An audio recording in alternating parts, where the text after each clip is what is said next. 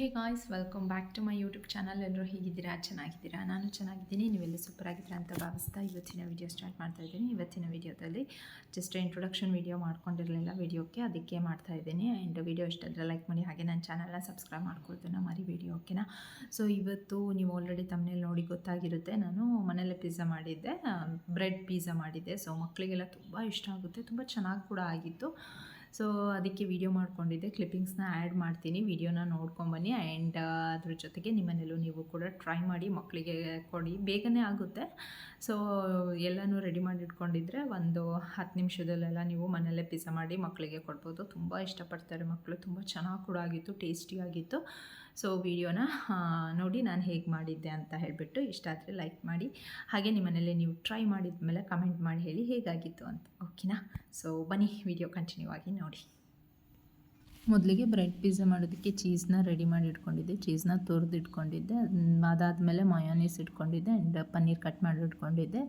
And ಅದಾದಮೇಲೆ bread ತೊಗೊಂಡು ready ಮಾಡಿ ಇಟ್ಕೊಂಡಿದ್ದೆ. ಪಿಜ್ಜಾ ಸಾಸ್ ಇತ್ತು ಮನೇಲಿ, ಅದನ್ನು ಮತ್ತು ಆರಿಗೇನೋ, ಸೊ ಇದನ್ನೆಲ್ಲ ಇಟ್ಕೊಂಡು ಆ್ಯಂಡ್ ಸ್ವಲ್ಪ ಮೊಸರು ಹಾಕಿ ಅದಕ್ಕೆ ಪಿಜ್ಜಾ ಪೇಸ್ಟ್ ಇರುತ್ತಲ್ಲ ಸಾಸು, ಅದನ್ನು ಮೊಸರು ಜೊತೆಗೆ ಮಿಕ್ಸ್ ಮಾಡಿ ಪನ್ನೀರನ್ನು ಮ್ಯಾರಿನೇಟ್ ಮಾಡಿಟ್ಟಿದ್ದೆ. ತುಪ್ಪ ತೊಗೊಂಡಿದ್ದೆ, ನೀರುಳ್ಳಿ ಕಟ್ ಮಾಡಿ ಇಟ್ಕೊಂಡಿದ್ದೆ, ಟೊಮೆಟೊ ತೊಗೊಂಡಿದ್ದೆ, ಕ್ಯಾಪ್ಸಿಕಮ್ಮು ಖಾಲಿಯಾಗಿತ್ತು, ಸೊ ಅದಕ್ಕಾಗಿ ಕ್ಯಾಪ್ಸಿಕಮ್ ಯೂಸ್ ಮಾಡ್ತಾಯಿಲ್ಲ. ನೀವು ಬೇಕಂದರೆ ಅದನ್ನು ಆ್ಯಡ್ ಮಾಡ್ಕೋಬೋದು. ಆ್ಯಂಡ್ ತವಾನ ಬಿಸಿ ಮಾಡಲಿಕ್ಕೆ ಇಟ್ಟಿದ್ದೆ. ಸೊ ಫಸ್ಟು ಫ್ರೈ ಮಾಡ್ಕೊಂಡ್ಬಿಡೋಣ, ಸ್ವಲ್ಪ ಲೈಟಾಗಿ ಬೆಚ್ಚು ಮಾಡ್ಕೊಳ್ಳೋಣ, ಕ್ರಿಸ್ಪಿನೆಸ್ ಇರುತ್ತೆ ಅಂತ ಹೇಳಿಬಿಟ್ಟು ಬ್ರೆಡ್ಡನ್ನು ತುಪ್ಪ ಹಾಕಿಬಿಟ್ಟು ತವಾ ಮೇಲೆ ಈ ರೀತಿ ಬೇಯಿಸ್ಕೊಂಡು ಇಟ್ಕೊಂಡಿದ್ದೆ. ಸೊ ತವಾ ಬದಲು ನೀವು ಪ್ಯಾನ್ನ ಯೂಸ್ ಮಾಡ್ಬೋದು. ನಾನು ತವಾ ರೆಡಿ ಇತ್ತು ಮನೇಲಿ, ಚಪಾತಿ ಮಾಡಿದ್ನ, ಹಾಗಾಗಿ ಅದ್ರ ಮೇಲೇ ಮಾಡ್ತಾಯಿದ್ದೀನಿ.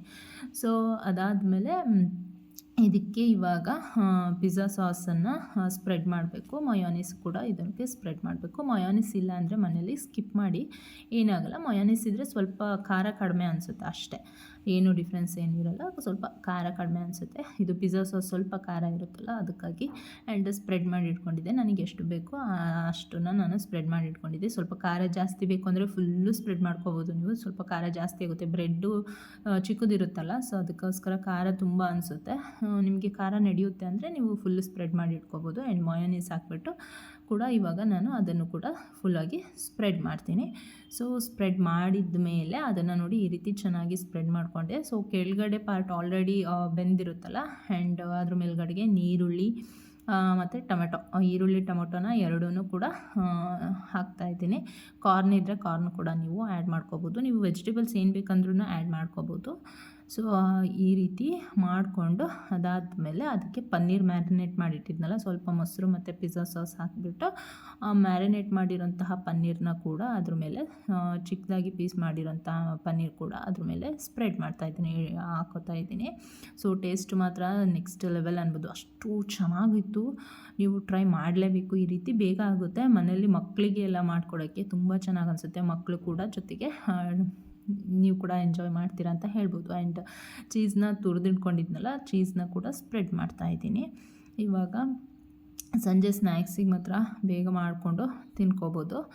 ಆ್ಯಂಡ್ ಅದಾದಮೇಲೆ ಪ್ಯಾನಲ್ಲಿ ಮಾಡಿದರೆ ಸ್ವಲ್ಪ ಇನ್ನೂ ಚೀಸ್ ಚೆನ್ನಾಗಿ ಮೆಲ್ಟ್ ಆಗುತ್ತೆ. ಸೊ ನಾನು ಪ್ಯಾನ್ ಇಟ್ಕೋಬೇಕಿತ್ತು ಅಂತ ಆಮೇಲೆ ಅನಿಸ್ತು, ಬಟ್ ತವಾ ಮೇಲೂ ಕೂಡ ಚೆನ್ನಾಗಾಗುತ್ತೆ.